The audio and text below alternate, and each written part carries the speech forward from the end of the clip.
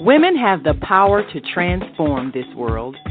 We can end crime and violence if we all agree to do one thing: share. Let's share our wisdom, share our time, share our talents, share our finances, but most of all, let's share our love. This is the Female Solution. Good evening. I'm Chinta Strausberg, producer and host of On the Case. And I have two very special guests today. I don't know why I have a little bit of echo right here, but I'm going to turn this down. And this is a very sad day, but I'm happy to have on two very important guests. And that is Pastor Emeritus T.L. Barrett from the Life-Centered Church of the Universal Awareness, and Reverend Cameron Barnes. And he is the former National Director for Reverend Jesse Louis Jackson Sr., who died last Tuesday, February the 17th, after battling a very rare disease. I miss him now, although his body is still physically on earth. I know spiritually he will always be with us. So stay with us. We'll be back with more of On the Case right after this.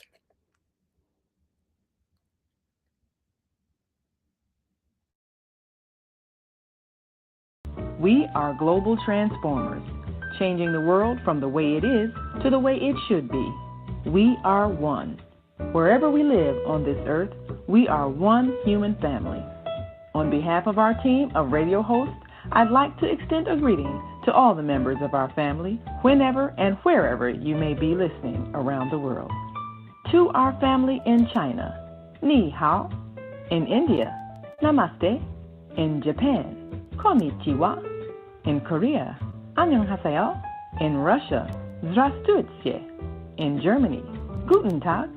In Poland, Dzień dobry. In France, Bonjour. In Spain, Hola. In Italy, Ciao. In Egypt, Ahlan wa sahlan. In Ghana, Akwaba. In Nigeria, Peleo. In South Africa, Sawubona. In Senegal, Nangadef. In Kenya, Jambo. In Israel, Shalom. In Pakistan, Afghanistan, Palestine, and Saudi Arabia, Assalamu alaikum. Greetings, and may peace be upon you all. Join us live on the on-air radio network called 727-731-5192. We want to talk to you.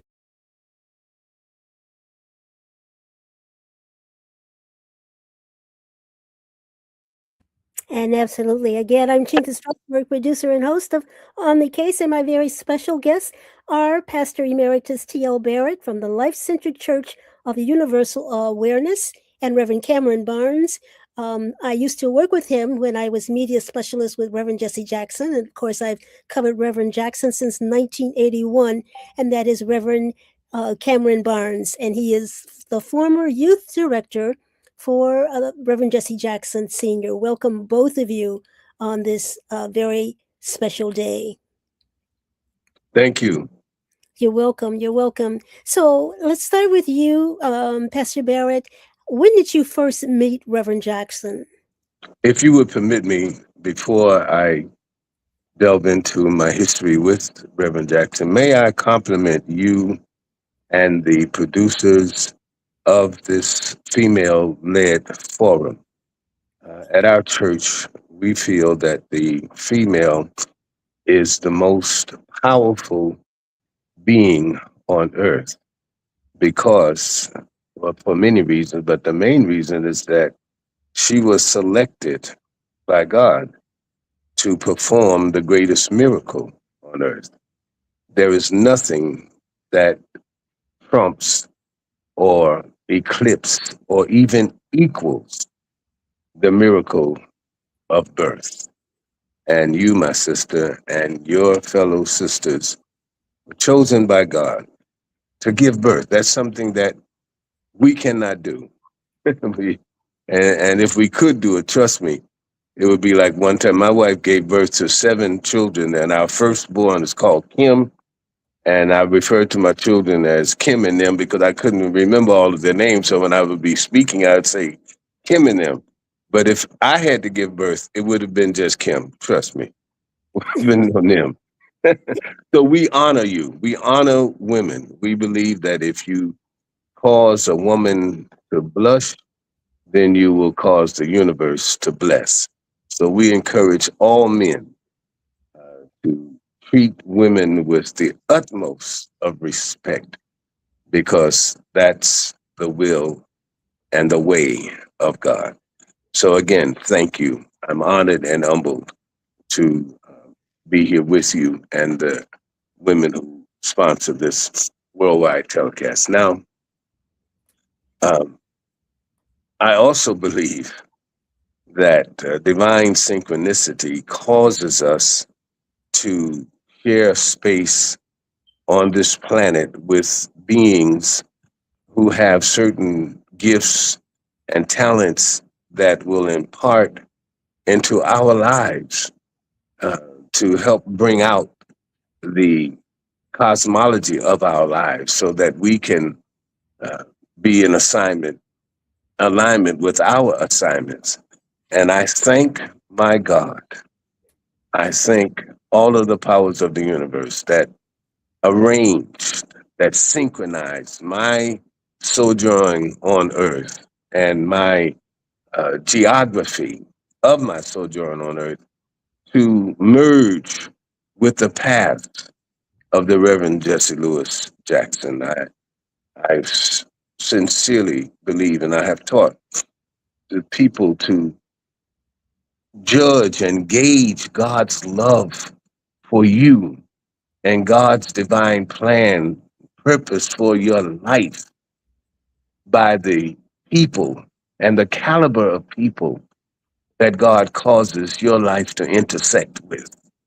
And when I think of the inestimable value that the Reverend Jesse Lewis Jackson Sr. imparted not only into my life, but into the lives of countless thousands of others, I feel specially loved by Almighty God. When I think of great figures in history that I was not permitted to share space on the planet with, Marcus Garvey, Ben Vesey, George Washington Carver, Thomas Jefferson. I mean, so many. Booker T. Washington. I miss them, but being able to and being permitted to and being, I believe, divinely assigned to work with the Reverend Jesse Lewis Jackson overcompensated for all of the other historians, history makers that I missed being able to work with. And I think that it is noteworthy to recognize the time of his departure was on Tuesday, which is the beginning. Well, it's the day that they call Fat Tuesday. That's where everybody celebrates. And what a way to go, to choose to go when everybody is celebrating. I took it as celebrating his life. And then the next day marked Ash Wednesday, which starts that 40-day period of self-denial and preparing for Easter. And then also realize that he left us during the month of love and during the month of Black history. Who can you think of was more of a Black history maker and more demonstrative lover of Black and brown and white and all people than the Reverend Jesse Lewis Jackson? This is all God's doing. Therefore, my feelings about his passing is ambivalent. Ambivalence is that love and hate or like and dislike for the same thing. My intellect may be sad because it's my intellect that is connected to my brain, which says, "Oh, I can't see him anymore, and I can't hold his hand anymore like I did when I went to see him the last time I saw him." and I can't hear his voice anymore. That's my intellect. But the deeper part of me, that soulful part, that heart part of me, it's actually rejoicing because I truly love my brother. And true love is not about the lover. True love is about the object of the true lover, the lovee. I truly love my brother. And I didn't like to see him the way his body was afflicted. So therefore, I love the fact that he is out of that condition and is now enjoying his deserved rest and release and waiting for his next assignment. I'll Awesome. let you ask me what you want to ask me. I just when you start me to talking about Reverend Jackson, I just there's so many things come to my mind. Well, I'm going to come back to you in just a moment. Reverend Barnes, are you there?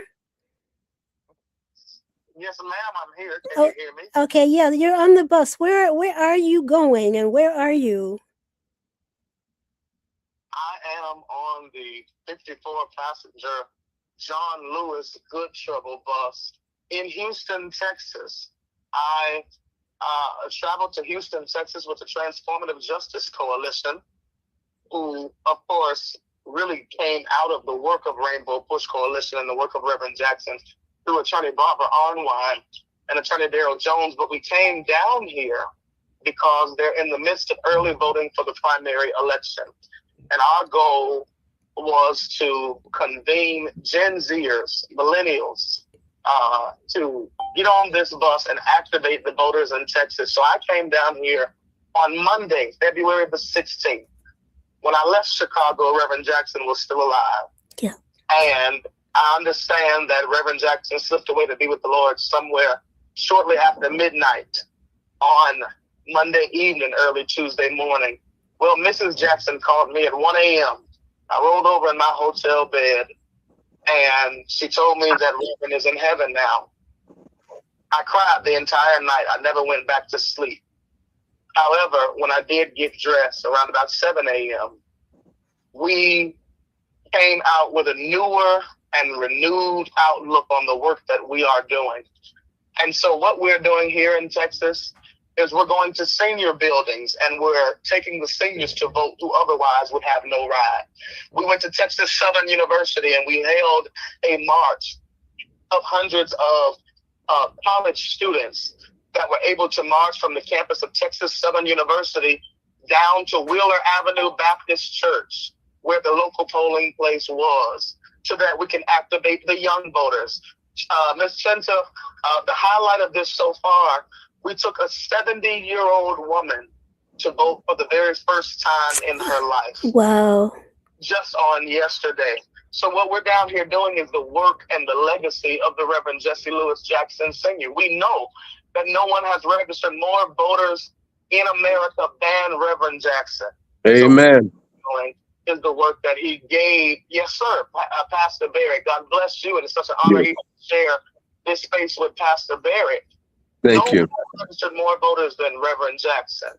And so, although I was very hurt, extremely hurt, because I've been a mentee of his for over a decade, Reverend Jackson took me under his wing and loved me and accepted me as his own.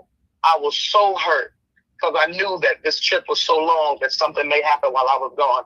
But I'm also here, Reverend Barrett, because that's the intellectual side of me, Reverend, that is hurt. But the soul, spiritual side of me also rejoices in the fact that my leader is now completely and wholly healed. Yes. And honor him by doing the work that he set us out to do. And since it's from generation to generation, from the college campus to the senior home, we are doing the work of Reverend Jesse Jackson here in Houston, Texas. Well, I'm sure that he would be pleased if he were alive. So, Pastor Barrett, when did you meet Reverend Jackson? I met Reverend Jackson shortly after, and thank you, Reverend Barnes, for your kind words towards me. And we really, really support you, and so grateful for the support that you gave to the Reverend and your consistency being such a young man is just admirable. So we support you. But I was a new pastor, and I had just come from New York, where, as I told you earlier, I had the privilege of hearing the Reverend Dr. Martin Luther King Jr. speak, and he touched me. So I was up in the balcony of Abyssinian Baptist Church.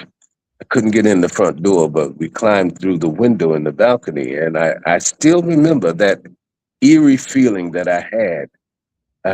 I was so moved by his power that I felt that I was going to jump off the balcony. And I remember praying that God would bless me with that kind of power, and that I would look for that kind of power in true men and women of God. And I felt that power when I would hear the Reverend Jesse Jackson speak. I felt that power when he went to run for the presidency of the United States. I was so affected by him until I took it upon myself to go to Operation Push and to take upon the responsibility of their fiduciary dealings. Every Saturday, I would go and make sure that the offering was raised in a way that the Operation Push could continue in the Reverend's absence. Right, So, hold that thought. We're going to take a break. We'll be back with more right after this.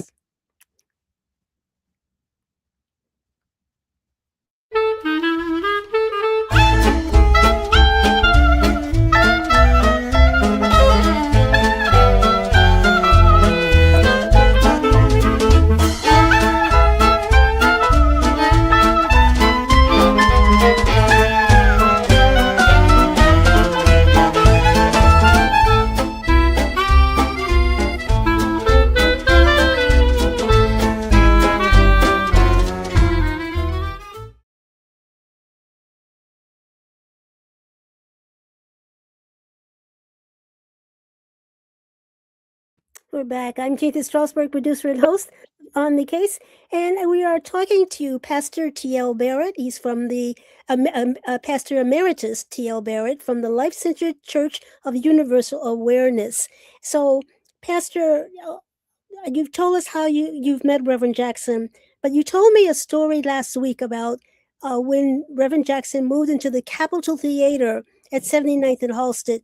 Tell us yes, about that awesome story. yes. When we broke from SCLC, the breadbasket, which was owned by Southern Christian Leadership Conference, and Reverend Jackson started out on his own with Operation Push. We had to give up the place where we were because that was tied to SDLC, and Reverend Jackson was looking for a place. And we found the Capitol Theater. And when we announced that we were going over there, and the first time it may have been the first or second time, I'm not quite sure. But I do remember as we were preparing for the Saturday morning meeting, the security for Reverend Jackson came in the room and said, "Reverend, we must leave immediately. And we're canceling the meeting. There will be no meeting today." And Reverend said, "What are you talking about? What's wrong?" They said, and I can call his name because it's history. They said that David Boxdale and the leader of the Gangster Disciples and his gang are out there, and they said that they've been disrespected. I don't remember the dialogue verbatim, but it boils down to that Reverend Jackson didn't get permission from them to hold his meeting there in their territory, which was 79th and Halsted, south, maybe a half a block south of 79th and Halsted. And so they actually thought that they owned the street? Well, they did. Many people, they were terrorists. They were terrorizing the communities, even the businesses in the community. They kowtowed to them. And what they really, I think, wanted was for Reverend Jackson to pay. Mm-hmm. And so I remember Reverend Jackson standing up saying, the meeting will not be canceled. We are going to have our meeting. And as a matter of fact, I'm going out there to face them. And when nobody stood, I stood up and grabbed his hand and said, I'm going with you. And he said to me, Tom, he called me Tom. He said, I'll never forget this moment. And we were joined at the heart ever since then. And of course, the rest is history. When bullies are faced with real men, they back down. And they did back down. So Because, what? So when he walked out there, what did they do? What did they say? well, he just told them that this is not going to happen, that you all are not going to bully us. And I am going to have my meeting here. Now, if you want to talk later on about how we can get along, we can do that. But we're having our meeting this morning. And that's what we did. The Reverend uh, could be uh, quite neighborhoodish if he needed to be. And they saw a side of him that was not clerical, but it was very, very definite. And but my respect for him and for his commitment to his people went up 10,000%. That's We, awesome. yeah, And you weren't afraid either. no, because well, see, I grew up in Ida B. Wells projects, and there's something about being from the Jecks that prepares you for ghetto life. You get over that fear of anything or anybody. And I've always been like this, that if I love you and I'm with you, well, then you're going to be able to depend on me because whatever goes down, I'm with you. If I'm with you, I'm with you. And I let him know that I was with him, and I was. So was he able to reform any of the gangbangers? I believe that many of them, that's history. He brokered many peace treaties between the gangs. He coalesced with the Black Hebrews. They had peace treaty meetings even at my church when they had the gang members come together at the new church that I built in '82. So yes, many of the gang members uh, were reformed under the leadership and inspiration of Reverend Jesse Lewis Jackson. That's a big blessing, a real big blessing. Oh yes, yes. And so, did you march with him? Were you around when he took on what was that, Red Rooster store? That was my first foray into marching with Reverend Jackson when he was picketing Red Rooster. Now, That's when I started. why was he picketing Red Rooster? And that's a grocery store, right? Yes. Mhm. As I recall, Red Rooster was not paying fair wages Mhm. to the employees.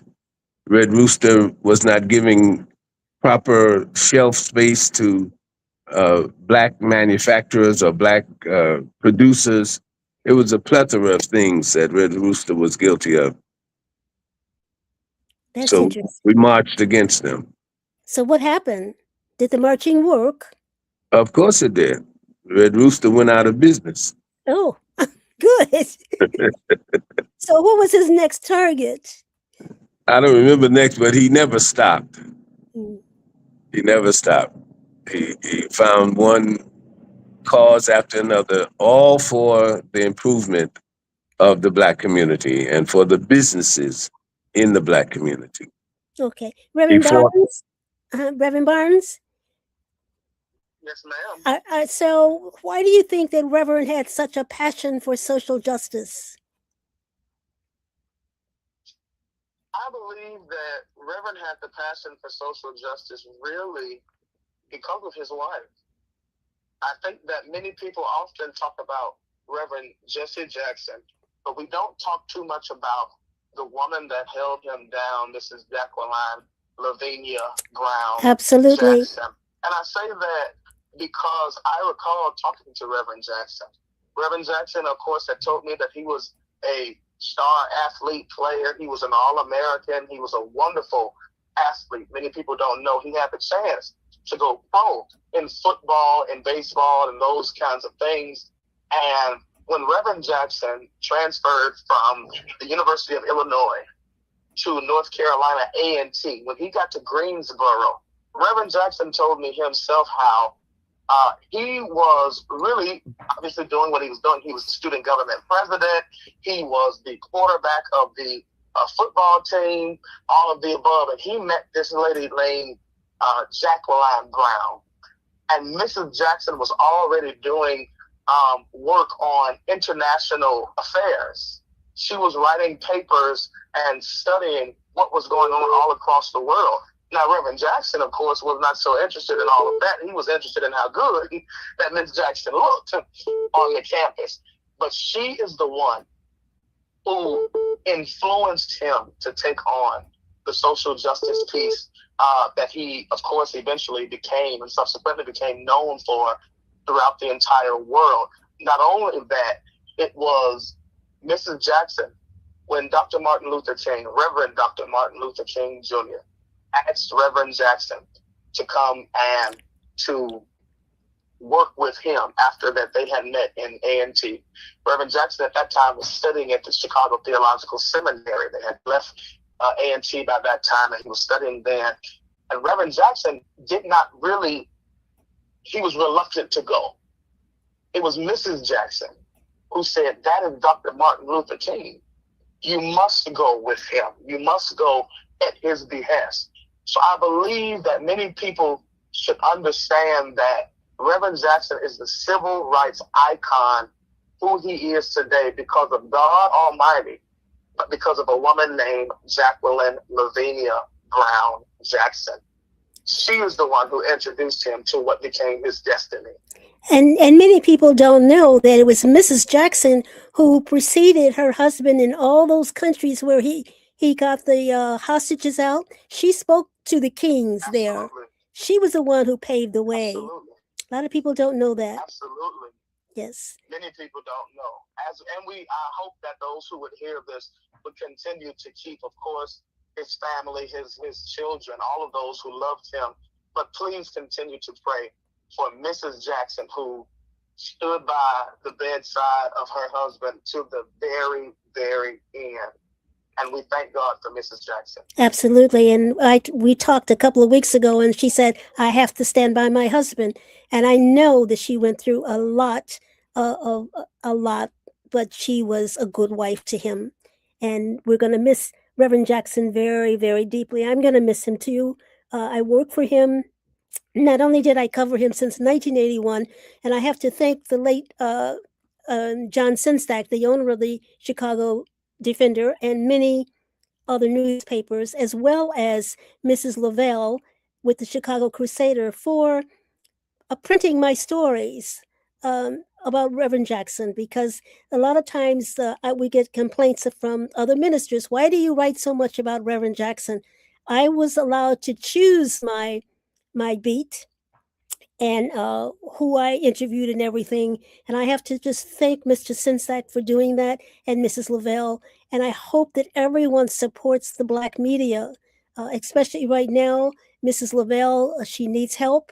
It's hard running a Black newspaper because most Black people will buy the Sun-Times before they buy their own newspaper. Okay, so back to you, Bishop. I'm sorry. So, but you are a bishop still, right? No, I do not wear the title of bishop. You mean it just disappears? No, that people have called me bishop, but I've never earned the title of bishop, and I don't formally use that title. Oh, I didn't know that. No. Pastor. I can call you pastor. Yes, pastor emeritus. Okay, so what should we be doing And we're going to have to take a break. But when I come back, what should we be doing to keep Reverend Jackson's legacy alive? We're going to be back with more of On the Case right after this.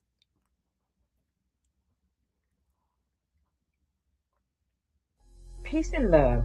I'm Michelle Renee, host of Education Nation, live on the Female Solution Global Network every second and fourth Sunday from 12 p.m. to 1 p.m. The intention of Education Nation is to raise awareness about the literacy crisis and to offer information to combat the problem. The goal is to awaken an army of reading coaches and mentors.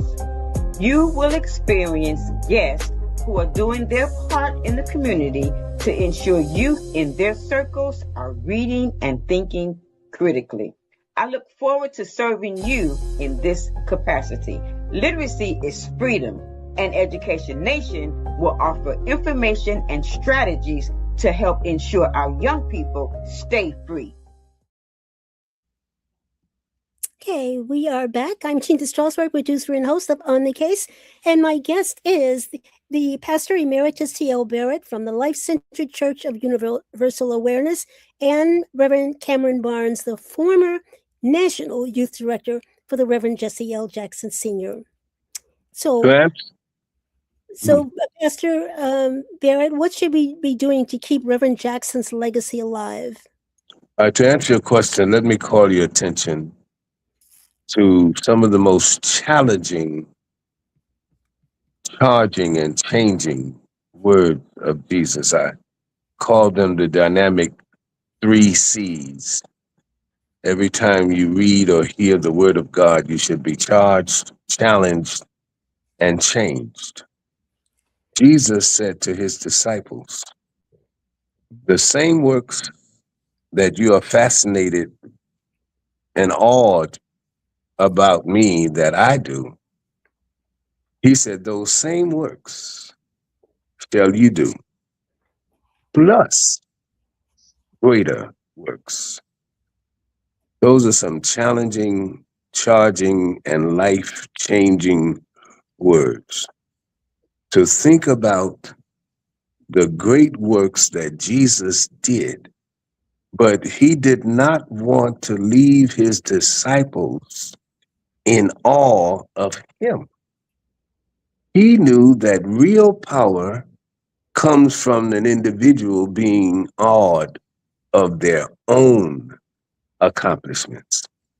It's easy to be awed about somebody else's accomplishments, but true fascination does not come until you can look and see what you have done. The greatness of a man or a woman is not in what that man or that woman does, no matter how great the works are that they do. The true greatness of an individual is in what they inspire others to do. And therein lied the greatness of Jesus and the greatness of the likes of the Reverend Jesse Louis Jackson. Reverend Jackson will not be pleased if we just spend the rest of our time talking about how great he was.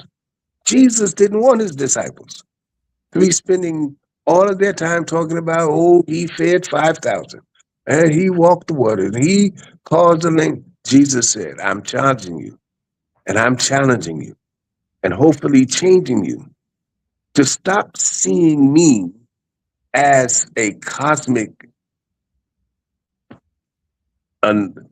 freak, let me say, for lack of a better term. I am not that different from you. The same works that I do, you can do also. So I'm happy to hear Reverend Barnes say that because of his work that was inspired by the Reverend Jesse Jackson, a 70-year-old lady voted for the first time. That's the same works, plus greater works. Now, when someone said to me, well, that's not true. You can't do any more greater works than what Jesus did. Jesus lived for only 33 years, and only 3 of those years were in ministry. I'm 82. I have a chance. I had a chance to do greater works by volume than what Jesus did. Jesus never built a building. I did. And Reverend Jackson's life charges us, challenges us, and hopefully changes us to don't sit back now and say, well, he's gone. And we hope that people will listen to him, and we hope that they'll do the right thing, that they'll get out and vote. No, we cannot rest on his laurels. We have to still work to see that people are registered to vote. We have to do the same plus greater works. So I think that when they finish with all of the funerals, I understand there's going to be 4 or 5 of them. Yes. But when his body is interred, I am praying and I am hoping and I am challenging my people to let only his physical remains be interred, whether in a vault or in the ground or wherever. Please, let's not let what made him of inestimable value to the world be buried with him. Let's not let his enthusiasm for justice, his commitment to civil and equal rights for women, men, homosexual, heterosexuals, the rainbow of human beings is what pumped the blood. And his love for the rainbow of humankind is what pumped the blood of his heart. Let's not let that be buried with him.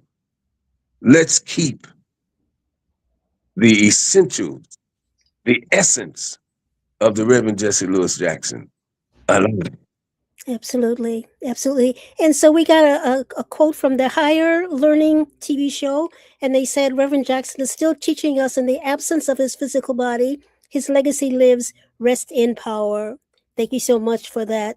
And so, Reverend Barnes, what do you think that we should be doing in Reverend Jackson's memory?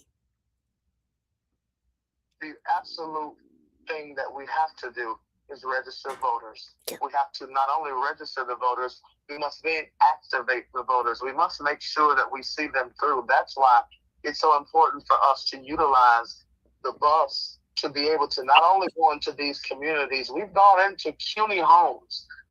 For those who don't know, in Houston, Texas, CUNY homes is the projects, I believe it's in the 3rd Ward, where George Floyd was born and raised.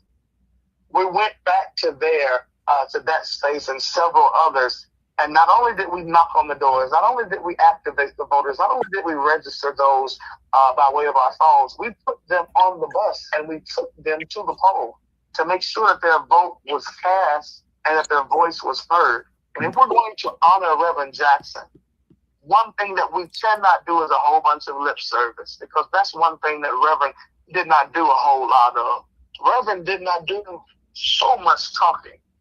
When an issue arose, something new that he had to handle, he didn't do a whole lot of talking right away. He listened to the facts. Reverend Jackson had a very, very intricate way, information, education, negotiation, if need be, demonstration to get to reconciliation. Everything rhymes with Reverend Jackson. Yes. And during that time when he would get that information and education, he wasn't doing a whole lot of talking. So we can't just sit here and talk about what we could do and what we should do. We must utilize the very fabric of our beings. He gave his entire life to this kind of service. And that's why I had some folks who said, Cameron, I'm so bereaved because I've had some other deaths, very close deaths in my family so far. And not only then with Reverend Jackson leaving here, it's been a hard blow. But they said, Cameron, you're overwhelmed. You should come back home. I said, absolutely not. This is the work that Reverend would have me to do if he were alive right now. There are more Black people in Texas than any other state in America. Yes. I don't know if your listeners are aware of that. But I what am. we do here in Texas can shape the democracy of America as it pertains to the midterm elections. We're doing nonpartisan work. We're not telling folks who to vote for, what to vote for. We're telling them that you must exercise the God-given right that you have, which, by the way, for Black people is only 61 years old. We only got the right to vote in 1965 with the Voting Rights Act signed by President Lyndon B. Johnson. So if you want to honor Reverend Jackson, you're going to have to get up the way he did. When his Parkinson's progressed, when the neurological stimulants of his body did not respond to his mind in a very quick and reactive way, he still never gave up. Chinta, you know, of course, whether it was in a wheelchair or what, Reverend was going to make sure he was going to go. He was going to make his voice heard. He spoke until his voice physically was not able anymore. He walked until his body physically was not able anymore. If you're going to honor Reverend Jackson, you cannot be lazy. That's right. You cannot point the finger. Yes. If you're going to honor Reverend Jackson, you're going to have to get in these streets and do what he would have done. Absolutely, absolutely. What was the last thing that Reverend Jackson said to you? I hope I don't get emotional, actually. The last thing that Reverend Jackson specifically said to me was, I love this boy so much. I went over there maybe 2 days after Christmas. And I had been over there before, I've been over there since then. I was there in January after the mayor's Dr. King breakfast with Vice President Kamala Harris came to be the keynote speaker. And after that, she went to visit Reverend in his home, and I was there. But the last thing he personally said to me, I went by the house after the holiday season. Mrs. Jackson let me in. She said, look, Reverend, Cameron is here. And Reverend put his hand out. He took my hand. He squeezed it. He never did lose his grip. I don't care what nobody. Never. Now to the end, Pastor Barrett, that man had a grip that Yes. you could not get away from. Yes. But the last thing he said to me was, I love this boy so much. And I'll take that with me forever, because he knew how much I loved him, and I knew how much he loved me. And Reverend Jackson would tell me all the time, I'm going to make you a leader if you let me. And I said, Reverend, I'm going to let you and God do whatever you want to do, because I admired and respected him so much that I thought it was insane that he would take so much time for me, a little kid from the south side of Chicago, coming out of what they call the dirty 130s, the wild, wild hundreds. I grew up on 132nd near Roseland.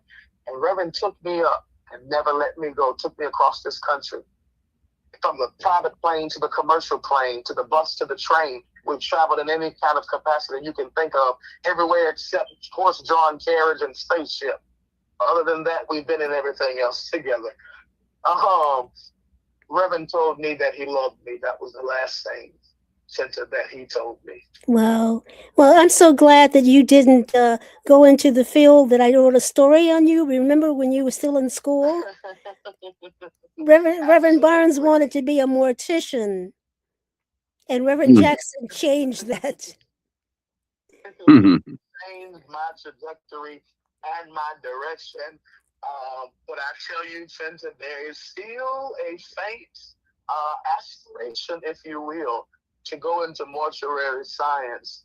But the Lord had been so kind to me to serve at my own church under Dr. Howard Randolph. I thank God for Pastor Barrett, because I was just there at a service where he eulogized a very good friend of my family, Deacon Augusta Jefferson. Yeah, my brother by another mother. Yes, sir. Yes, sir. I was there. I'm a member of New Faith and under Reverend Dr. Howard Randolph, and we have so many funerals, and it's so funny, Chinta, because the Lord has still continued to put me in the funeral business, at least of preaching funerals and eulogizing. But Reverend Jackson grabbed me and took me up. And when he started telling me, he's the reason why I read the Emancipation Proclamation. Yes. He didn't call January 1st New Year's Day. He called that Freedom Day. Yes, he did. And right. In his office, he said, "Have you ever read the Emancipation Proclamation?" I said, "No." He had Alana Ford, God rest her soul, her beautiful soul, had Alana Ford to go and print the Emancipation Proclamation. And when he did so, he made me sit down in his office and read it. When I began to realize who we were as a people, where we had come from, it made me realize where we needed to go. And I changed trajectories in that very moment. And I said then that I want to be a politician. And Reverend was looking at a newspaper. He looked over his glasses and said to me, "Public servant." And I said, "Okay, a public servant, Reverend." Wow. Not a politician, public servant. Okay, so we got a statement from Eric Laster. He says, Jesse Jackson was an inspiration to me when I met him going into the push office in Chicago, my personal experience. All right, so we're going to take a break and come back and talk to Pastor T.L. Barrett, Emeritus Barrett, pastor, right after this. We'll be back shortly with On the Case. Welcome to Master Force with Mushim Suit. Join us each week on Thursdays at 7 a.m. Central, live on Facebook and YouTube on the Female Solution page, as we dive into powerful topics designed to assist you in mastering your life force. Our conversations feature a diverse lineup of experts, all dedicated to your growth. Tune in weekly to discover new ways to elevate your spirit and raise your vibration. And remember, we are ascending.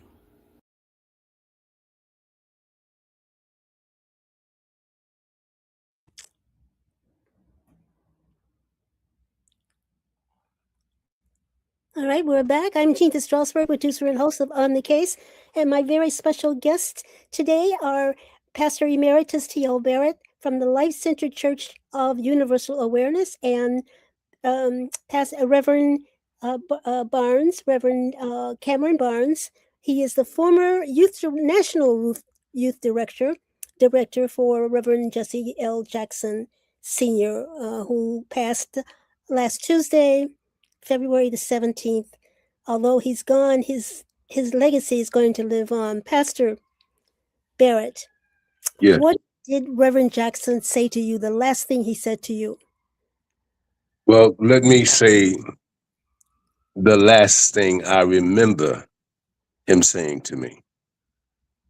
It may not be the last thing he said to me, but it is the last thing I remember him saying to me. It was concerning his illness. He said to me, "Tom, this illness is a expletive deleted, but I'm not going to give up the fight. No matter what." Said, "I'm not going to give up the fight. Pray for me." That's the last thing I remember. It stuck with me. You know, I've had conversations with him since then, but that just stood out with me. He knew that he had a tremendous battle with this illness, but he was determined not to let that illness conquer him and stop him from doing the work that God had put on his heart to do. And Reverend Barnes said something that sparked the memory of the name Operation Push. We were in several meetings when Reverend broke from Breadbasket, and several names came up. And the name Push was the name that was agreed upon. But then we had to decide what the letters stood for. And the majority agreed that PUSH would stand for People United to Save humanity. And everybody thought that we had come up with the perfect name. But Reverend Jackson was not pleased with that name. Reverend Jackson said, our mission is not to save humanity. He said, our mission is to serve humanity. He said, God did not send us to be saviors. God sent us to be servants. And servants are the ones that God is going to say, well done. And that's why PUSH stands for People United to Serve Humanity. And may I add that when we think of this period that Reverend Jackson left us, the period called Lent, the period where we're supposed to give up something for Lent, I'm suggesting, and being the Holy Father of our church, because in 1991, the church voted that I would be the Pope of the church for life, that I would be the Holy Father of the church whenever I decided to retire from full-time pastoring. So as the Holy Father of our church, I am challenging every member of our community of divinity to give up something for Lent in honor of the Reverend Jesse Jackson's life. For instance, if you are lethargic concerning registering and voting, give it up for Lent. Get busy and contact whomever you have to contact. Contact the political action of our church to show you how to be a registered voter. Get to know who your alderman person is. Get to know what congressional district you live in and who's running for that district. And make sure that you, in honor of this man's life, that you vote for that. Give up black on black crime for Lent. Now, we know that some things can become habit forming. We are hoping that if you give some of these things up for Lent, by the time Lent is over, it'll become a habit and you won't want to go back to lethargy anymore, indifference about political campaigning, indifferent about who your congressman and who your alderman is and who represents you in the senatorial district. We're hoping that Black people will give up being mean and evil to. We feel that just as in Reconstruction, the Black community during Reconstruction for that 12-year period were the safest communities to live in, because Black men had decided that never again would white slave owners be able to come in and do to them what they did to them under slavery, coming in and raping their women, taking their children, selling them off to, so they protected each other. Somehow we lost that. We got to get back to that day where the Black community is the safest community, because Black men will make sure that it is a safety zone. Absolutely. That's how we would really honor this man's life. Absolutely. And Higher Learning TV show has another comment. Humanity is at an all-time low. Maybe his legacy of service continues through us now. All right. So, Pastor Barnes, are you there? Yes, ma'am. So what is your church going to do to carry on Reverend Jackson's legacy? Our church, of course, and I don't serve as pastor, of course. I am the director of youth and young adult engagement at the New Faith Missionary Baptist Church under the leadership of Dr. Howard Randolph. And we have, of course, honored Reverend Jackson through our social media pages. But what we are doing, of course, is continuing to do the work. We're continuing to, even not only in the voting space, one thing that I want people to know about Reverend, he very much so cared about feeding the hungry. Yes. Cynthia, you know how many Thanksgivings, he would not start any holiday in his own home. And I've gotten that from Reverend Jackson myself, that every holiday I have to go on Christmas, I have to go on Thanksgiving and serve some other folks. And our church, of course, is continuously serving more than 1,000 families on a monthly basis at New Faith. Every Wednesday between the hours of 11 a.m. to 1 p.m., you can find our food pantry. Our line is wrapped around Fawcett Street down West 84th Street.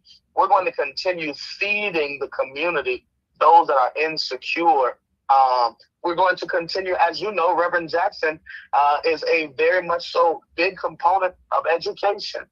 To date, New Faith Missionary Baptist Church, under the leadership of Dr. Howard Randolph, has given more than $300,000 in scholarships to deserving students going to college. I was one of them, of course, going to Central State University on behalf of Reverend Jackson. I would have never known about Central State if it were not for Reverend Jackson and Push Excel, Reverend Jeanette Wilson's HBCU college tour.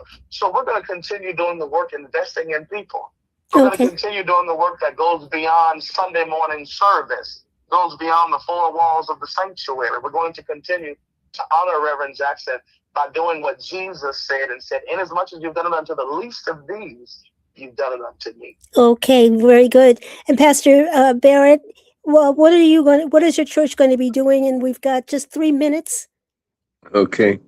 Well, likewise, we are going to continue with our political thrust. We are feeding people 2 times every week. We have a pantry. I'm going to ask them to rename the pantry in honor of Reverend Jackson. That it's open every Tuesday and every Thursday. And we have 16 shelters that we minister to and provide employment for over 132 people to monitor those shelters. And we're going to make sure that everyone in those shelters are registered to vote. And we will assist them in getting to the polls to vote. We have the largest contract in the city of Chicago for the homeless shelters. That is awesome. I didn't know that you had all those shelters. Oh, yes. Amazing. Yes. So what do you tell people to do now that Reverend Jackson has passed? What should they do to honor him?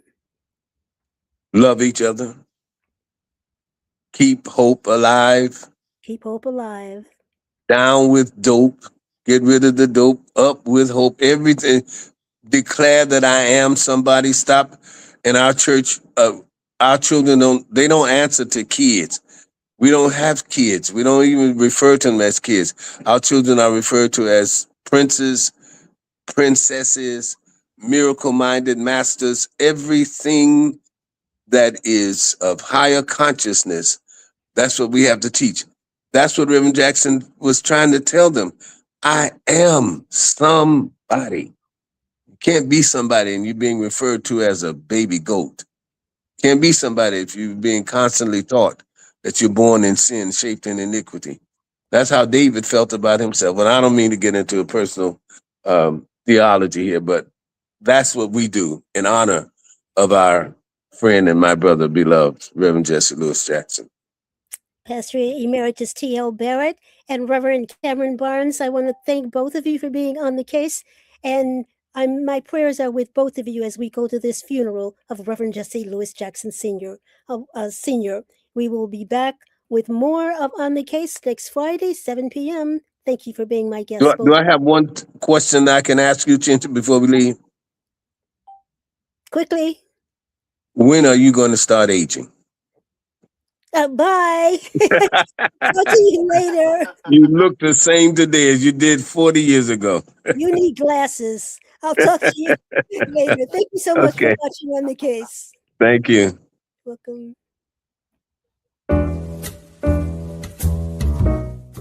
We've come to the end of our show today. If you missed any broadcasts, go to our website for the audio and video archives at www.thefemalesolution.com. On behalf of our team of radio hosts, I'd like to thank all of you who participated in today's discussions. And to our global family joining us from all around the world, we say thank you. To our family in China, xie xie. India, Dhanyavad. Japan, arigato. Korea, kamsamnida. Russia, spasiba. Germany, danke. Poland, dziękuję. France, merci. Spain, gracias. Italy, grazie. Egypt, shukran.